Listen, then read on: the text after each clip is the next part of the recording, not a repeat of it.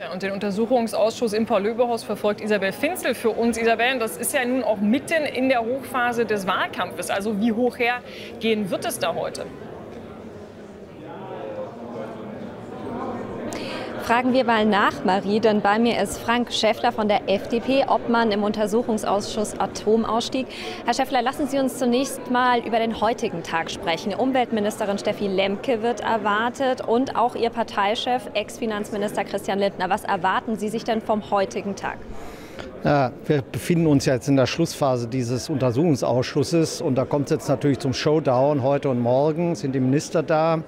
Und ich erwarte mir, dass deutlich wird, dass die Grünen in dieser Phase ja getäuscht, getrickst und auch gelogen haben, was den Atomausstieg betrifft und die Dramatik der Situation.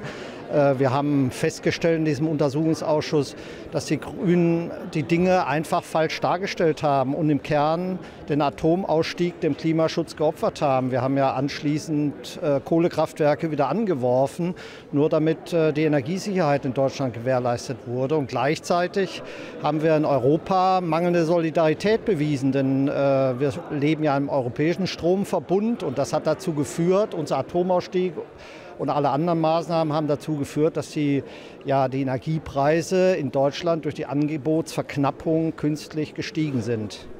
Herr Schäffler, laut Recherchen der Welt am Sonntag könnte das Machtwort, das der Bundeskanzler damals 2022 gesprochen hat, möglicherweise doch ein Deal gewesen sein zwischen Robert Habeck und Olaf Scholz. Wie bewerten Sie das denn und wie bewerten Sie die E-Mails? Ja, Herr Scholz hat die Öffentlichkeit getäuscht. Er hat gesagt, das sei eine einsame Entscheidung von ihm gewesen. Aber das war es nicht, sondern er hat das im Hintergrund verdealt mit Herrn Habeck und mit dem Wirtschaftsministerium und hat letztendlich das Energieeffizienzgesetz, ein Energiemonster, ein Bürokratiemonster, letztendlich durchgesetzt. Und das ist natürlich das Gegenteil dessen, was er öffentlich suggeriert hat. Er hat gesagt, er ist der starke Kanzler, der das alleine entscheidet. Das Gegenteil war der Fall. Worauf werden Sie denn vor allem dann morgen auch, wenn Robert Habeck und Olaf Scholz hier aussagen werden, worauf werden Sie den Fokus legen bei den Befragungen? Ja, gerade auf dieser Frage, denn wenn es richtig ist, dass sowohl die Grünen-Ministerium als auch der Bundeskanzler die Öffentlichkeit getäuscht haben, dann ist das eben ein Wortbruch und dann ist das etwas, was ein Regierungschef nicht machen darf, sondern er muss der Öffentlichkeit die Wahrheit sagen. Und dafür haben wir ja einen Untersuchungsausschuss, um genau das festzustellen.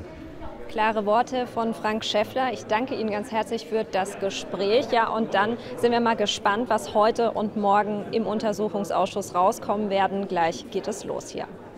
Ja, in der Tat, Isabel, danke dir vielmals für das Interview mit Frank Schäffler.